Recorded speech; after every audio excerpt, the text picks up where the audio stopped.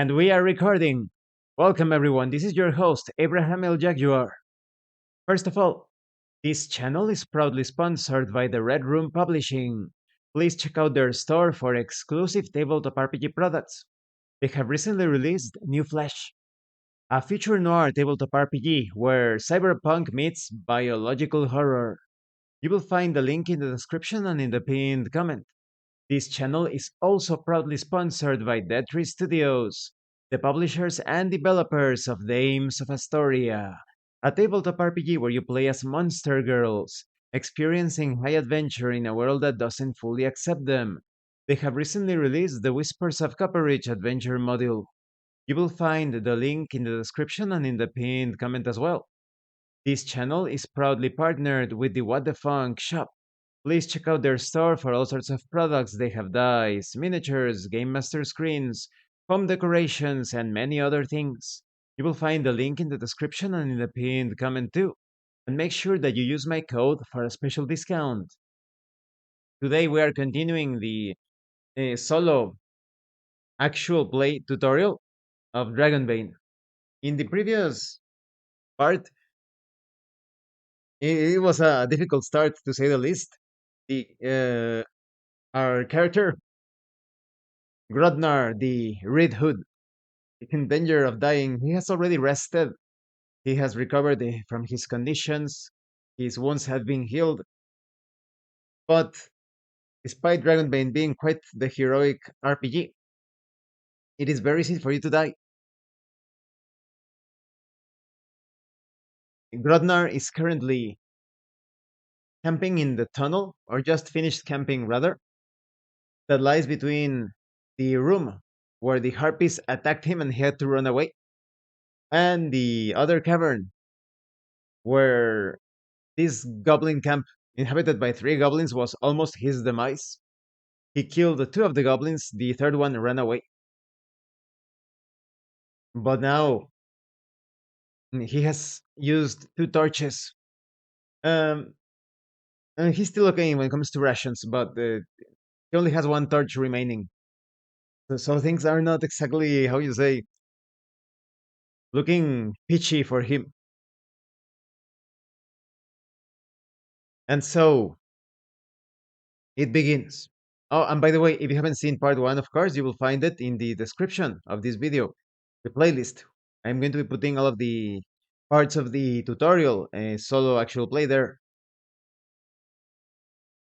Grodnar finishes packing everything that he used to make camp and proceeds towards the cavern where the goblin camp was.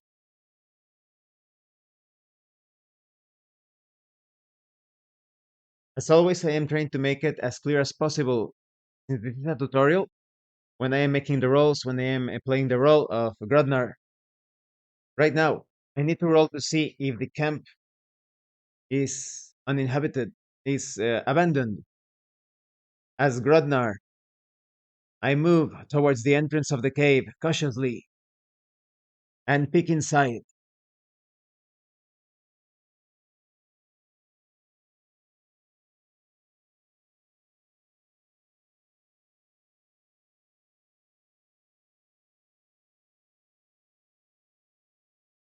The camp is completely empty. The torches have been put off. One of them has been completely consumed. Grodnar is holding his torch on the right hand and his sword on the left. He advances carefully and takes a look at the half consumed torch to see if it is still useful.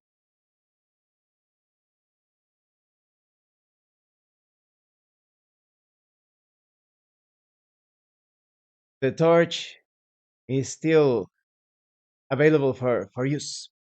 It has not been completely consumed by the fire.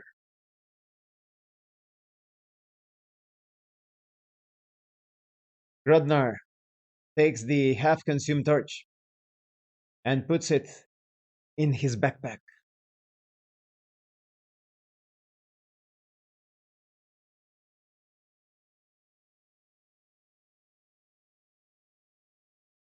He looks at the various sticks that were employed to prop up the primitive looking goblin tarps to ascertain if one or more of them can be used as torches. I am making a craft roll to find out if this is possible. In Dragonbane, you have an opportunity to level up your character after each session, but unfortunately, in my case, you need to make rolls for that. I only leveled up the sneaking skill, which is not one of the best skills for Grodnar.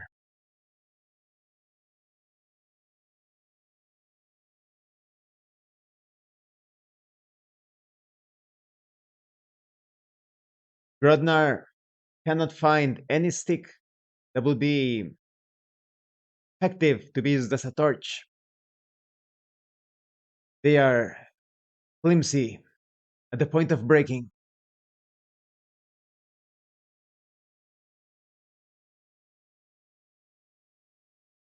As Grodnar, I begin looking around the camp.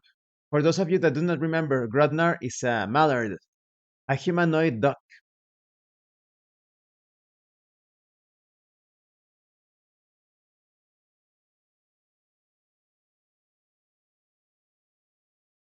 For this, I am rolling spot hidden.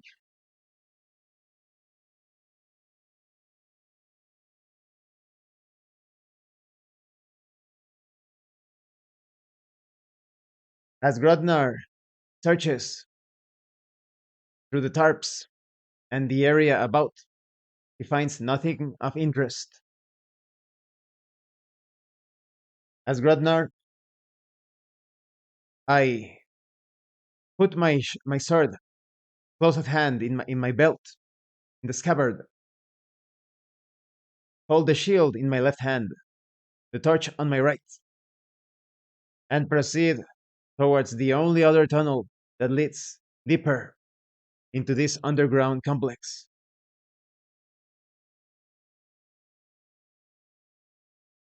Now I roll on the tables in the solo booklet to determine the next passage, but it is actually pre-generated.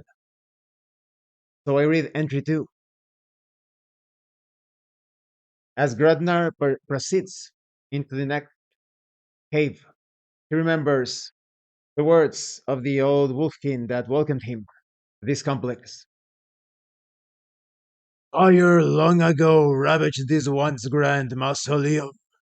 It holds 5 remaining sarcophagi amid piles of ash. Find ye a path through a door hidden within one of these coffins, but disturb not the scourged dead, nor the hidden trap.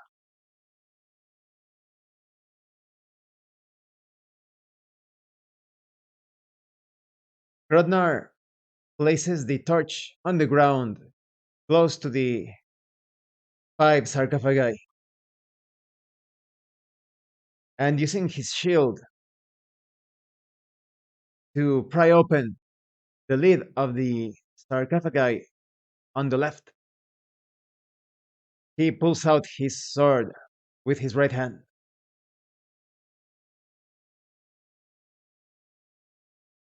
I roll on the scavenge table to determine what he finds. The entry doesn't give you a clear explanation of what numbers should be rolled to obtain the different results. So I am using the scavenge table, and if I roll 2, 3, or 4, then it's the entrance that I am looking for. The entrance that is disguised inside, hidden inside of the coffin. But other results could produce hazards, items.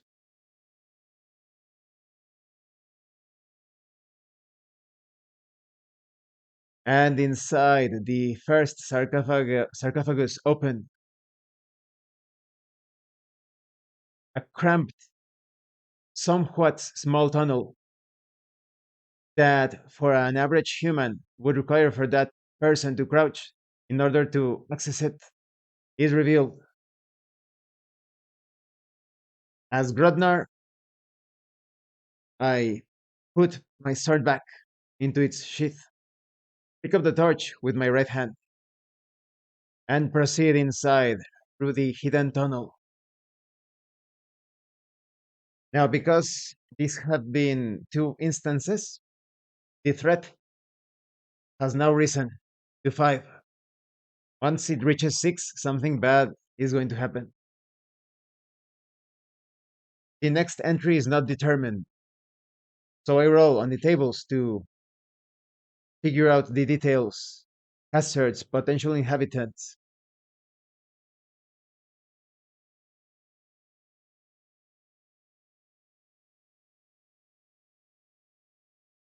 As Grodnar proceeds through the tunnel, he can glimpse just at the exit a temple looking area with sconces holding torches that have not been used. An altar can be seen near the center with a broken bowl and a small dagger on it. Now I roll to determine the details of the location.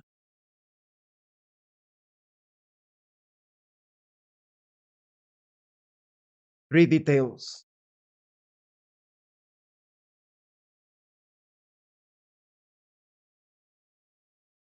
Environment, danger, and oddity.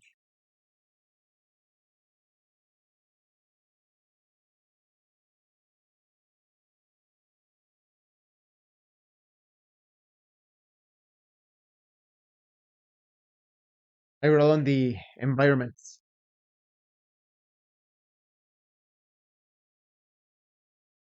Skittering sound. As Grodnar enters 5 feet into the temple, he listens to skittering sounds.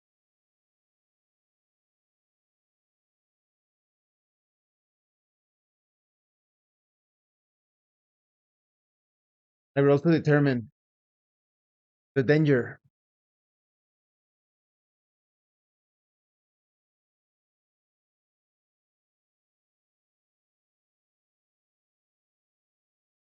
The access to the other side of this cavernous temple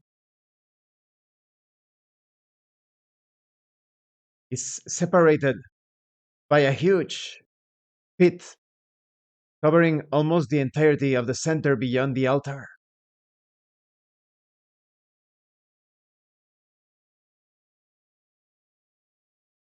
Now I roll to determine the oddity.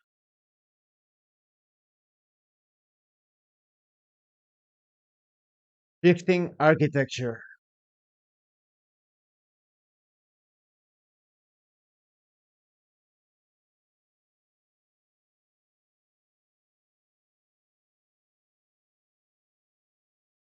The pit begins to close and open as if the very floor of the cavern was made of organic material.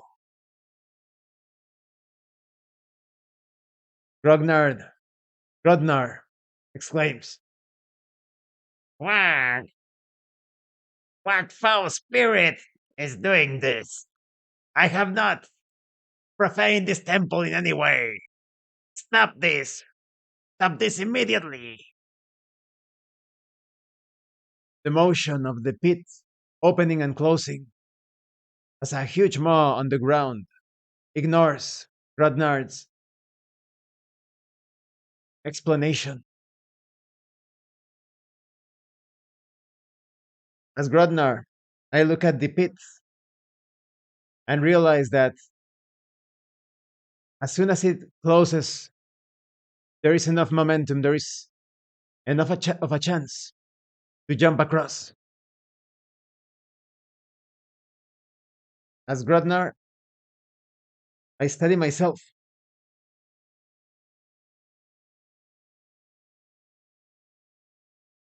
take a running start and jump across.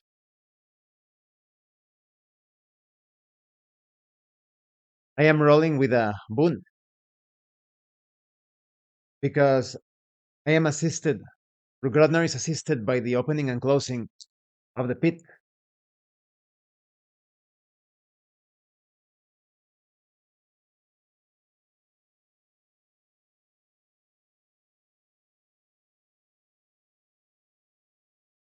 Grodnar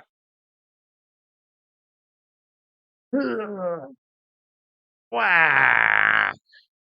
puts all of his effort at that last moment to make the strongest leap in his life so far. I am re-rolling, and Grodnar has become sickly for pushing the roll. Wah! And it is a dragon. This marks acrobatics on my sheet as as a potential level up. This is an exceptional result. I roll on the table to determine the effect of the dragon.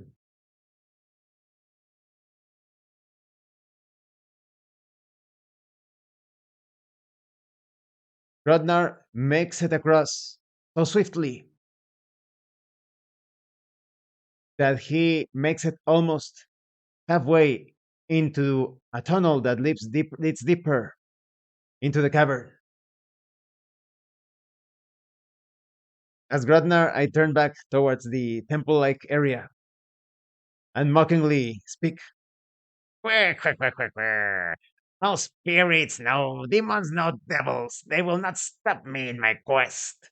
I will rescue that orc with the information to solving this whole mess. And proceeds deeper through the tunnel on the other side. So, because of that, the threat is not advancing because Grodnar made such a great jump. He did not tarry or delay in that room.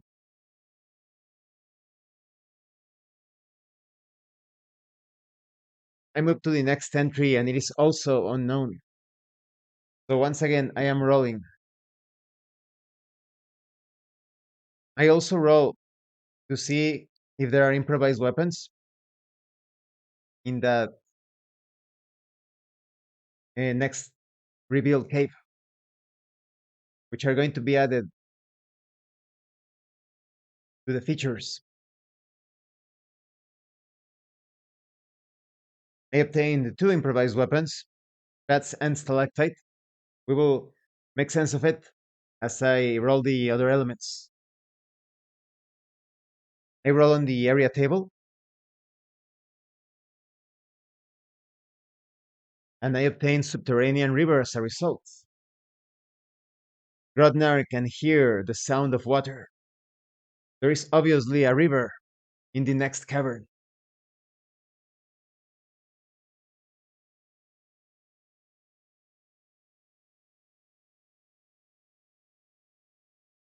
I roll to determine the number of details. Three details.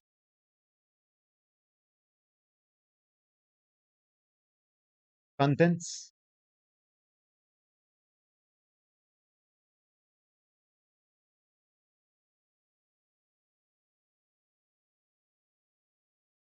More contents.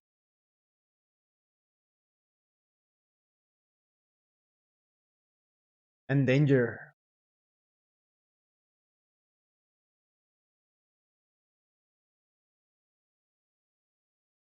I roll on the contents table. Makeshift barricade.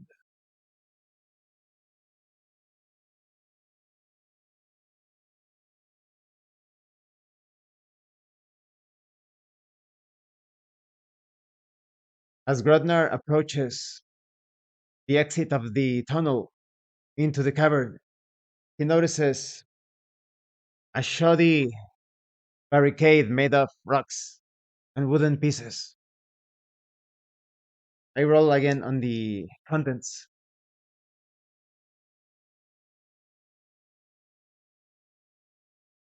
There is a figure moving just behind the barricade, the result of wandering adventurer.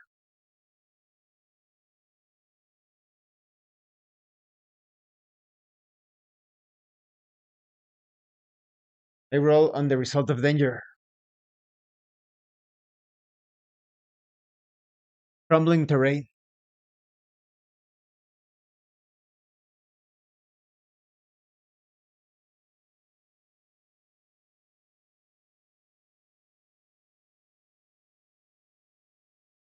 Grodner can clearly see that the humanoid has spotted him, and the figure moves closer within the reach of the light of Grodnar's torch. Now, I am using the tables in the core book to determine what non-player character is, what this adventurer, who he is.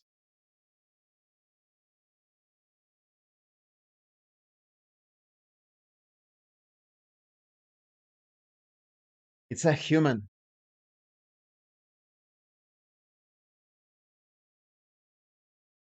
Let's make a d6 roll. If it's none, it's male. Uh, even odd is odd is male. Even is female. Male.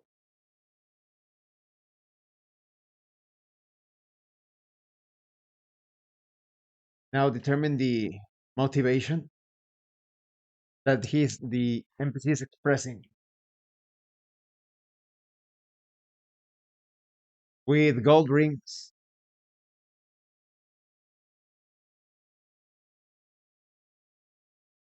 based on his way of dressing.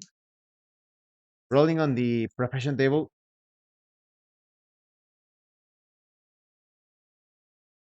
he seems to be a scholar with elegant clothes that look more appropriate for an academy. Now I roll to determine the trait.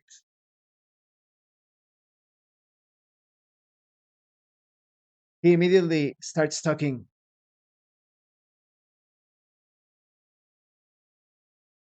rolling on the attitude to see what he is saying to Grodnar. In a friendly tone, the scholarly looking human with gold rings approaches, speaking. Well met, my friend, well met. Now I roll to determine the name.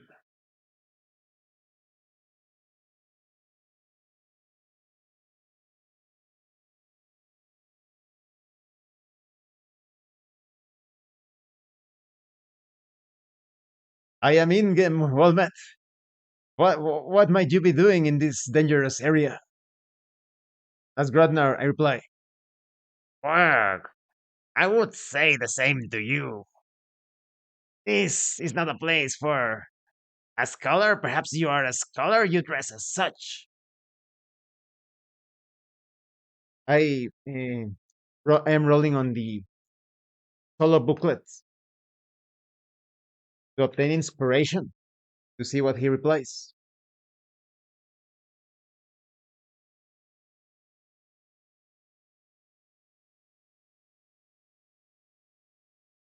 And that is precisely what I am attempting to do here. I am trying to become stronger. This is a dangerous underground complex.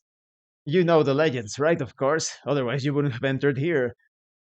So I hope I can, despite my fragile appearance, I am interested in strengthening my body, not just my mind. And perhaps I could find something valuable, something useful, something related to our history, to our past. As Gradner, I speak. Say, you wouldn't have it then to have a few extra torches with you. Uh, Now I roll to determine if he is carrying torches.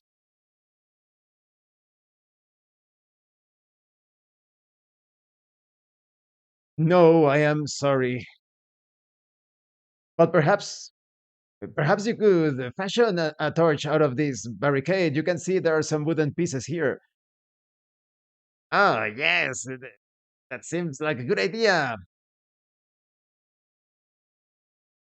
As they are talking, the sounds of footsteps can be heard. The threat has escalated.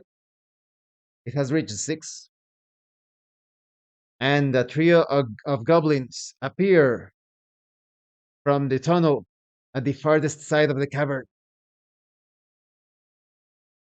Ingem the scholar speaks. Oh no, raise yourself. I'm not much of a fighter, but I can take care of a goblin. Could you please? You look like a knight. You look dressed exactly for battle. Could you please handle the other two? why, certainly, quack.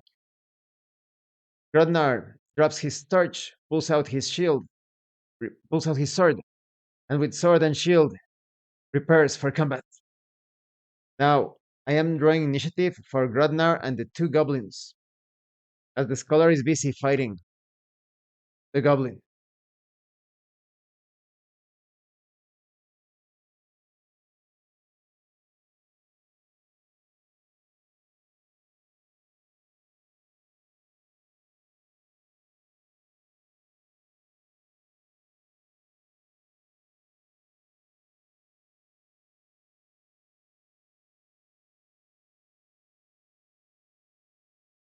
The goblins charge towards the group, towards the duo, the two adventurers. Grodnar meets the first goblin head on and cuts down with his sword. Ah, for the griffin feather. With great anger, rage takes over his mind. Quack, quack. I activate his ill tempered ability to roll with a boon. It is a solid hit. I now roll damage.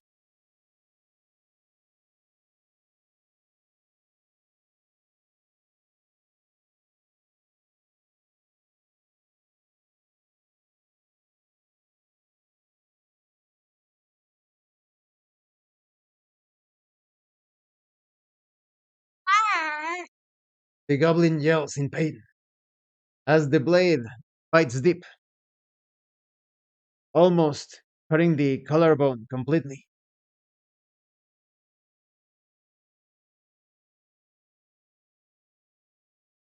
But not enough. The goblin suddenly gasps and falls down dead. Ah, Grodnar looks at the goblin almost a couple of feet near the fallen goblin and throws his shield at it. quack. Why don't you try this? See how you like it. I am making the roll with a bane because this is an unorthodox action. The shield flies past the goblin. The goblin laughs.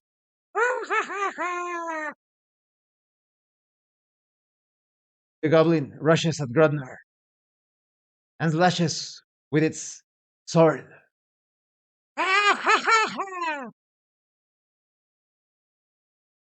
impacting Grodnar. Oh, miserable little.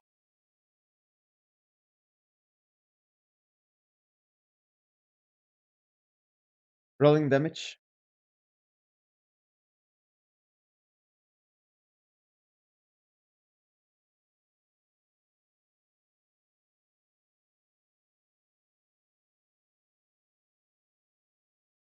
The sword is unable to cut through Grodnar's chainmail. Quack, quack, quack, quack, quack, quack, quack. Grodnar can see that the scholar is struggling with the other goblin, rolling to see if the scholar kills the goblin or if the goblin kills him.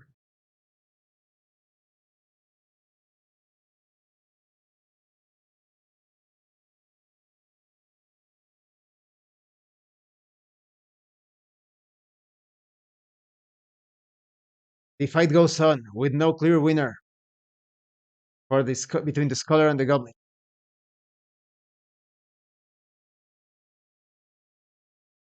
The sound of bats is heard. A swarm of bats enters the cave. That's one of the improvised weapons. And Grodnar notices there is a stalactite hanging from the ceiling, long enough to be used as an improvised weapon. Drawing initiative for the combatants once more.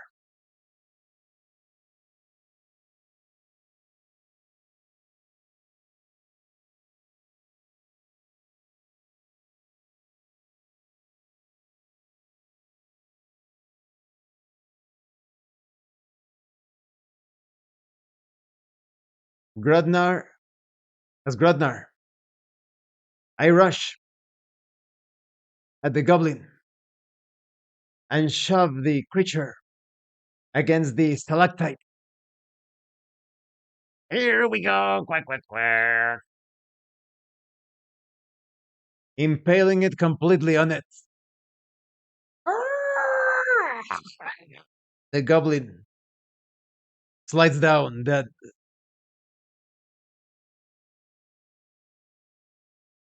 Grodnar rushes at the goblin fighting the scholar and attacks from behind with a boon, a bonus. I'll step through you, you little runt.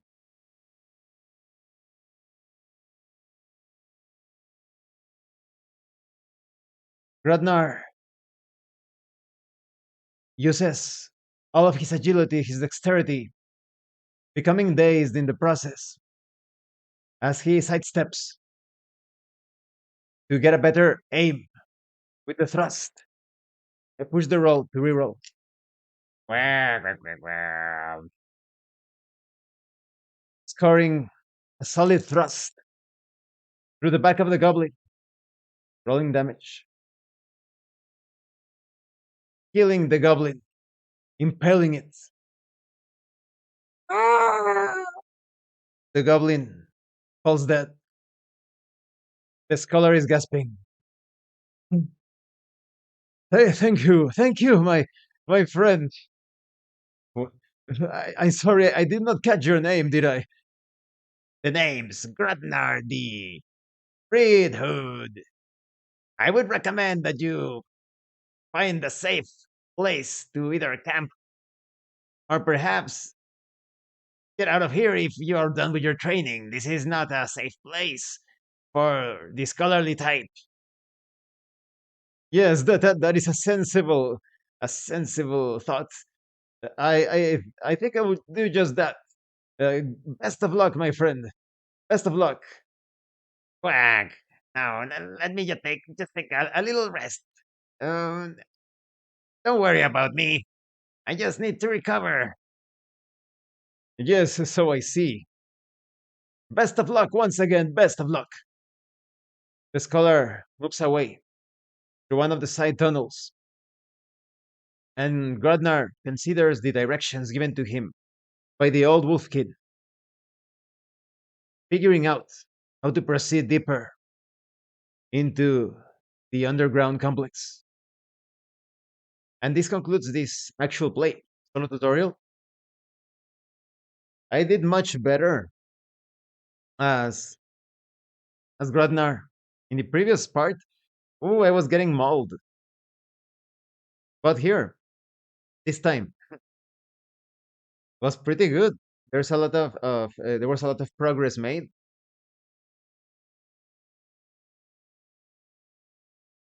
The next encounter is probably going to be the last of this particular section of the campaign.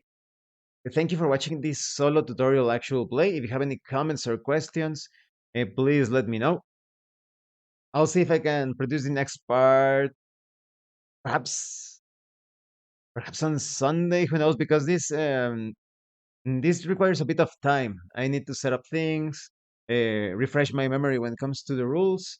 For example, right now I'm taking that rest, but I need to look up how much conditions can you heal and the willpower points that you recover from that short rest. One of the short it's the shortest rest. But thank you so much for watching this tutorial solo actual play. I hope it was informative, entertaining, and of course, uh, if you wish to support the channel, subscribe, like, and if you wish to further support the channel, because I am very thankful to those of you that are supporting the channel, going the extra mile to support the channel. If anyone else wishes to further offer that support, please take a look at the information in the description, the pinned comment, join as a channel member, use the super thanks button. This has been your host, Abraham L. Jaguar, a professional game master. And remember, in tabletop RPGs, it's not about what you want your characters to do. Not sorry. It's not about what you want your characters to do. It's about what your characters are doing. Once again, thank you, and see you later.